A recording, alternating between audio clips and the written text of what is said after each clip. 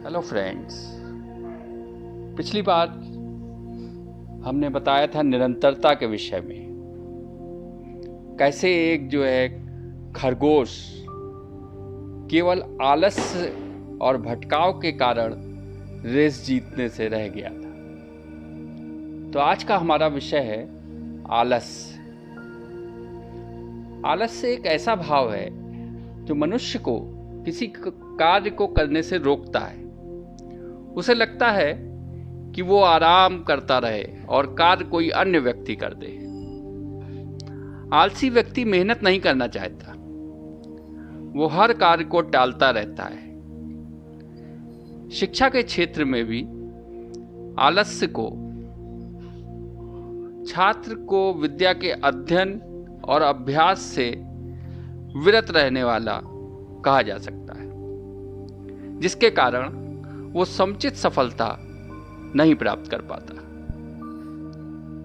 आलस्य के विषय में कहा भी गया है, अलसस्य कुतो विद्या, अविद्यस्य कुतो धनम, अधनस्य कुतो मित्रम, अमित्रस्य कुतः सुखम। अर्थात आलस करने वाले को विद्या या योग्यता प्राप्त नहीं होती और विद्या या योग्यता के अभाव में मनुष्य धन को प्राप्त नहीं कर पाता है और वो निर्धन ही रहता है। निर्धन व्यक्ति के मित्र भी नहीं होते और बिना मित्रों के जीवन में सुख और खुशी कहाँ मिल पाती है। आलस्य में मनुष्य अपने समय का सदुपयोग नहीं कर पाता।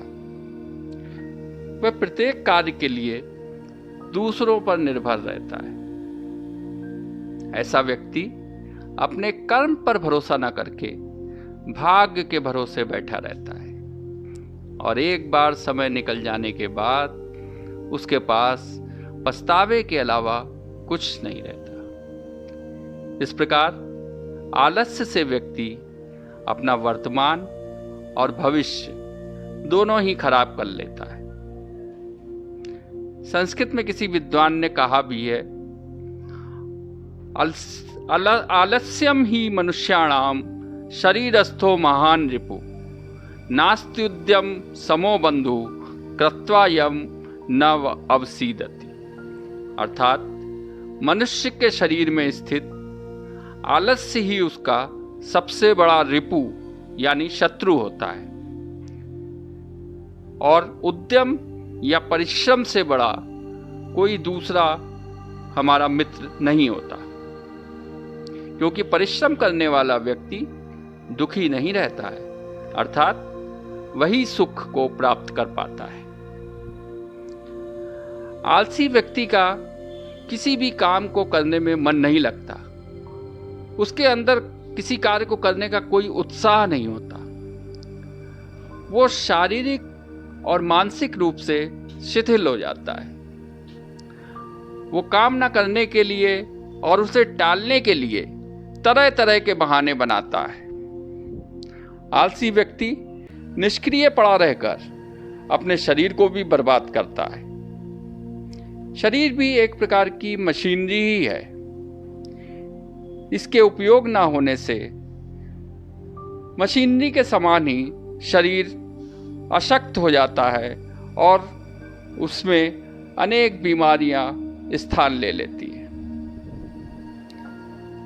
आलसी व्यक्ति किसी भी प्रकार का मानसिक और शारीरिक कार्य करने पर जल्दी ही थक जाता है और छोटे से छोटा कार्य भी सफलतापूर्वक पूर्ण नहीं कर पाता।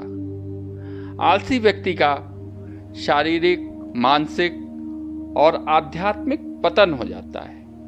वो बैठे बैठे ही सब कुछ पाने की लालसा रखने लगता है और उसी के ख्याली पुलाव पकाता है और इस प्रकार समय पर परिश्रम न करने के कारण आलसी व्यक्ति जीवन पर्यंत दुखी ही रहता है। इसलिए हमें बचपन से ही आलस्य को त्याग कर परिश्रम व पुरुषार्थ करना चाहिए।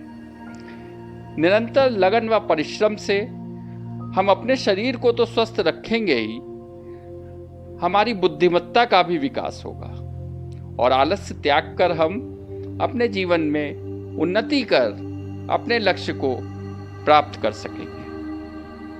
आलस को त्याग कर कार्य को शीघ्र करने के संबंध में कहा भी गया है कि काल करे सो आज कर, आज करे सो अब, पल में प्रलय होएगी बहुर करेगो कब। अर्थात आज का काम हमें कल पर नहीं छोड़ना चाहिए। अगर आज का काम हम कल पर छोड़ेंगे तो कल का काम हम कब करेंगे, क्योंकि समय निरंतर गतिशील है और गया हुआ वक्त फिर वापस नहीं आता है। अतः एक सच्चे विद्यार्थी को आलस्य को त्याग कर कठिन परिश्रम करना चाहिए और निरंतर लगन के साथ अपने लक्ष्य को पाने का प्रयास करना चाहिए।